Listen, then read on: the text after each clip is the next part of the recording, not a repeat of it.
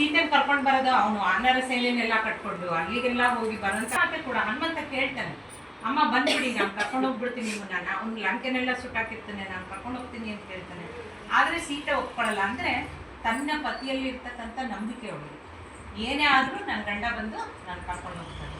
ಆಮೇಲೆ ಅವಳಿಗೆ ಚಾನ್ಸ್ ಸಿಕ್ತು, ಅಲ್ಲಿ ಕೂರಿಸಿದ್ರು ಪಕ್ಕದಲ್ಲಿ ಕರ್ಕೊಂಡ್ಬಂದು ಯಜ್ಞ ಮಾಡ್ಬೇಕಾದ್ರೆ ಕೂರಿಸಿದ್ರು ಪಕ್ಕದಲ್ಲಿ, ಈ ಸತಿ ಇರಬೇಕು ಅಂತ. ಅವಳು ಯೋಚನೆನೇ ಮಾಡಲಿಲ್ಲ, ಬಂದು ಕೂತ್ಕೊಂಡು ಯಜ್ಞ ಮುಗಿದ ತಕ್ಷಣ ವಾಪಸ್ಸು ಯಾಕಂದ್ರೆ ನನ್ನ ಗಂಡ ಬಂದು ನಾನು ಕರ್ಕೊಂಡು ಹೋಗ್ಬೇಕು. ಈ ಒಂದು ನಂಬಿಕೆಗಳು ಅಂದರೆ ಸತಿಪತಿ ಧರ್ಮ ಹೆಂಗಿತ್ತು ಅವಾಗೆಲ್ಲ. ಶತ್ರು ಆದರೂ ಕೂಡ ಹೆಂಗೆ ಬಂದು ತನ್ನ ಎದುರಾಳಿಗೆ ವಿಜಯೀ ಭವ ಅಂತ ಹೇಳೋದು ಇಲ್ಲ. ಅಂದರೆ ಇದೆಲ್ಲ ನಮ್ಮ ಸಂಸ್ಕೃತಿ ಅಂತ ನಾನು ಹೇಳ್ತಿದ್ದೀನಿ. ಆಮೇಲೆ ಭ್ರಾತೃತ್ವ, ಲಕ್ಷ್ಮಣನ್ಗೇನಿತ್ತು, ರಾಮನಿಂದ ಬರೋವಂಥದ್ದು 14 ವರ್ಷ ವನವಾಸ ಮಾಡೋವಂಥದ್ದೇನಿತ್ತು.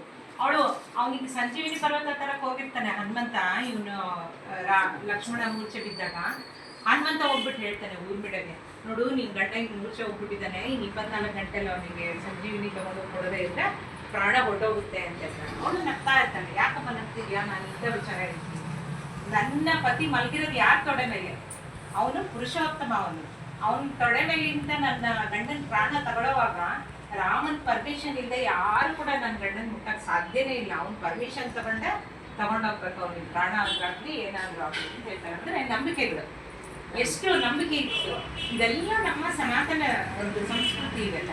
ಆಮೇಲೆ ದೇವಾಲಯಗಳನ್ನ ತಗೊಳ್ಳಿ, ದೇವಾಲಯಗಳಲ್ಲಿ ಎಷ್ಟು ಶಿಲ್ಪಕಲೆ ಇದೆ.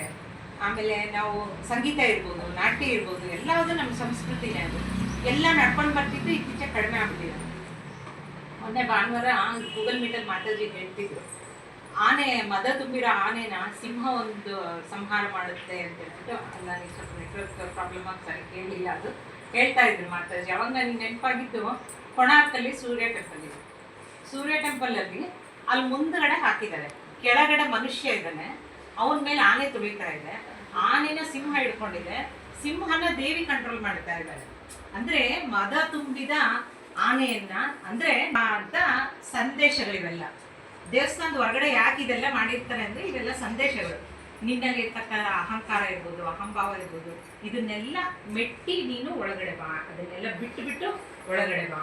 ಆಮೇಲೆ ಎಷ್ಟೊಂದು ದೇವಾಲಯಗಳಲ್ಲೆಲ್ಲ ನಾವು ನೋಡ್ತೀವಿ, ಈ ಖಜುರಾಹೋ ಟೆಂಪಲಲ್ಲಿ ನೋಡಿರ್ಬೋದು, ಎಲ್ಲ ಒಂಥರ ಕಾಮಕ್ಕೆ ಸಂಬಂಧಪಟ್ಟದ್ದೆಲ್ಲ. ಅಂದರೆ ಅದನ್ನೆಲ್ಲ ತ್ಯಜಿಸ್ಬಿಟ್ಟು ಒಳಗಡೆ ಬಾ ಅಂತ. ಅಂದರೆ ಎಲ್ಲ ಮುಗಿಸ್ಕೊಂಡು ನಿಮ್ಗೆ ಎಷ್ಟು ಬೇಕು ಅಷ್ಟೆಲ್ಲ ಮುಗಿಸ್ಕೊಂಡು ಎಲ್ಲ ಒಂದು ಕಡೆ ಕಂಪ್ಲೀಟಾಗಿ ತ್ಯಜಿಸ್ಬಿಟ್ಟು ನೀನು ಒಳಗಡೆ ಬಾ ಅಂತ ಹೇಳ್ಬಿಟ್ಟು ಅದು ಸಂದೇಶಗಳು. ಹೊರಗಡೆ ಇರ್ತಕ್ಕಂಥ ಎಲ್ಲ ಶಿಲೆಗಳು ಅದರ ಸಂದೇಶಗಳೇ ಇವಿರ್ತವೆ. ಆಮೇಲೆ ಅಲ್ಲಿ ಸೂರ್ಯ ಟೆಂಪಲಲ್ಲಿ ನೋಡಿದ್ರೆ ಒಂದು 24 ಚಕ್ರಗಳಿದೆ. ಆಮೇಲೆ ಸಿಂಹದ್ವಾರ, ಅದು ಕೇಳಕ್ಕೆ ನೋಡಿ ಒಂಥರ ಎಷ್ಟು ಗಾಂಭೀರ್ಯ.